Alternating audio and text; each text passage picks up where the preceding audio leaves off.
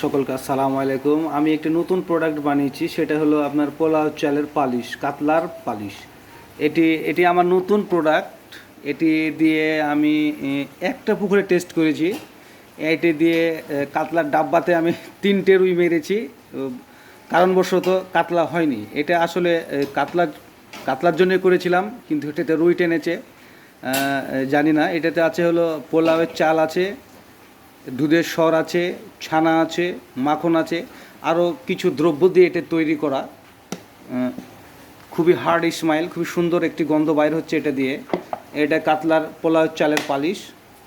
তবে এটা দিয়ে আমি একটা পুকুরে টেস্ট করে বুঝতে পেরেছি এটা মূলত কাতলের জন্য করেছিলাম, কিন্তু এটাতে আপনার টেনেছে রুই। আসলে এটা কাতলের জন্য না, এটা রুই খুব ভালো খাবে, বুঝতে পারেছি।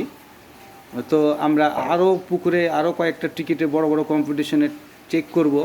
চেক করার পর এই প্রোডাক্টটি আমরা আবার বানিয়ে দেখব যে আসলে এই প্রোডাক্টটি রুইয়ের জন্য না কাতলের জন্য। আমার মনে বলছে এই প্রোডাক্টটি সম্ভবত রুই বেশি টানবে, কারণ এখানে পোলাওয়ের চাল আছে, এখানে দুধের সর আছে, এখানে ছানা আছে, এখানে মাখন আছে, আর কিছু কিছু সিক্রেট জিনিস আছে যেগুলো বলা যাবে না।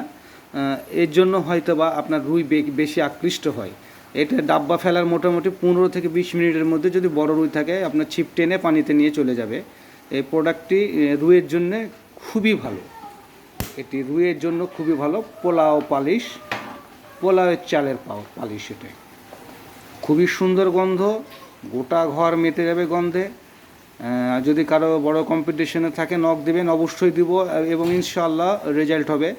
যেহেতু আমি কাতলা শিকার করি, আমার যদি রেজাল্ট হয় তবে অবশ্যই আপনাদের রেজাল্ট হবে ইনশাআল্লাহ, আশা করছি। এই প্রোডাক্টটি আমি প্রথম বানালাম। আমার এক ভাই কলকাতাতে থাকে, উনিও শিকারি, উনি শিকার করে মাছ। ওনার কাছ থেকে রেসিপিটা আমার নেওয়া, বাংলাদেশে আমি জনি।